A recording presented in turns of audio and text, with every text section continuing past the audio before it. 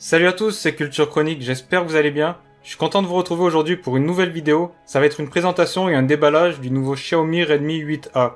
Donc c'est le low cost de chez Xiaomi qui est trouvable aux alentours de 100 €, même s'ils ont encore plus low cost avec le Redmi Go, qui est vers les 60 €. Le test il arrivera prochainement sur ma chaîne, donc n'hésitez pas à vous abonner, à activer la petite cloche pour pas rater mes prochaines vidéos, à me suivre sur les réseaux sociaux, Facebook, Twitter, Instagram et sur mon blog culturechronique.fr. Allez, c'est parti!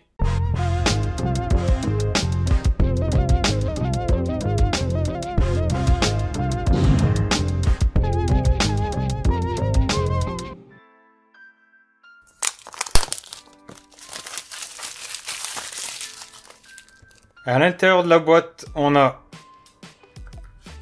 là-dedans, il doit y avoir les livrets avec la petite pince pour la carte SIM, pour la trappe. Donc on a la petite pince ici et les petits livrets explicatifs. Et on a le smartphone. Je vais le mettre de côté dans un premier temps. En dessous, donc on a le chargeur secteur et le câble USB. Donc maintenant on est bien sur de l'USB type C. Donc Xiaomi, ils ont fini par passer sur de l'USB type C sur leur modèle low cost. Donc j'avais fait un déballage sur ma chaîne du Redmi 7A, mais étant donné qu'ils sortent des smartphones assez rapidement, j'ai même pas eu le temps de faire le test, qu'il y avait déjà celui-là qui était annoncé. Donc je me suis dit que j'allais faire celui-là.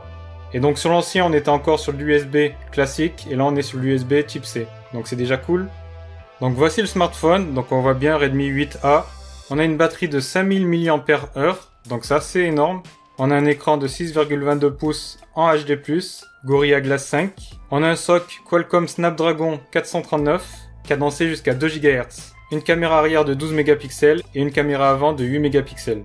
Donc je vais enlever la protection déjà de l'écran, il n'y en a plus besoin. Donc moi je l'ai pris en rouge, mais il existe d'autres couleurs, noir, bleu. Alors la première chose au niveau du design, c'est qu'ils ont franchement fait des efforts. Donc au niveau du Redmi 7A, que j'avais déballé mais que j'avais pas testé, j'avais été déçu pour ça. Ils avaient franchement pas fait d'efforts, c'était toujours en plastique, mais vraiment un peu à l'ancienne. Donc là il y a vraiment des efforts qui ont été faits, le design il a un peu changé. Donc à gauche on a le Redmi 8A et à droite le Redmi 7A.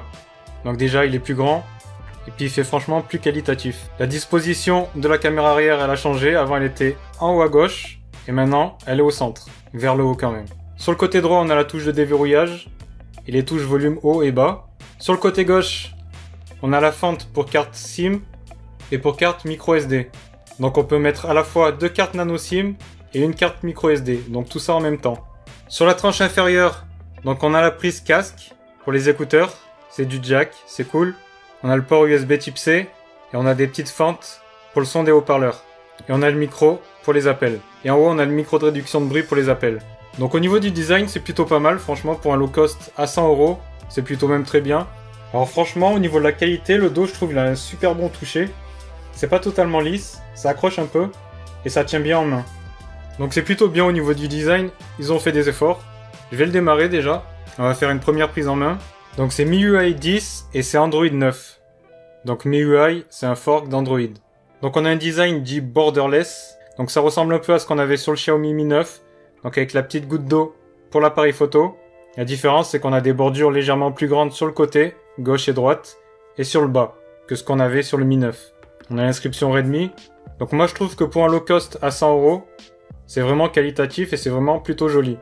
Il fait pas son prix.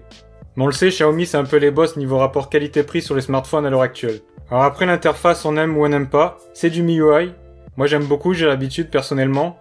Mais après, si l'interface et les icônes ne nous plaisent pas, on peut toujours les changer en téléchargeant un autre launcher sur le Play Store.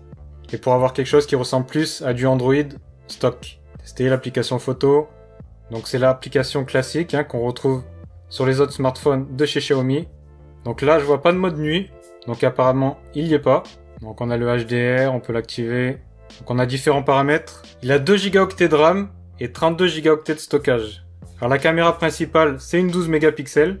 C'est un capteur Sony qui ouvre à f1.8. Et la caméra avant pour les selfies, elle fait 8 mégapixels. Et elle ouvre à f2.0. Au niveau des bandes 4G, on a 4 des 5 bandes utilisées en France. La B1, la B3, la B7 et la B20. Il manque juste la B28 comme sur beaucoup de smartphones. Et ça n'empêchera pas de pouvoir utiliser la 4G. L'écran il fait 6,22 pouces, c'est du LCD IPS, du HD+, 1520 x 720 pixels, une densité de 271 ppi. Le smartphone il fait 156,5 mm sur sa longueur, 75,4 sur sa largeur et 9,4 en épaisseur. Donc c'est un tout petit peu épais, mais il y a beaucoup de smartphones low cost qui sont encore plus épais. Donc je vais tester le smartphone, je vais voir si Xiaomi, ils sont encore au top du rapport qualité-prix, même sur ce segment-là. Je vous donnerai mon avis, ça sera sur ma chaîne Culture Chronique, donc n'hésitez pas à vous abonner et à activer la petite cloche pour pas rater la vidéo. Sur ce, passez une bonne journée, portez-vous bien, ciao ciao!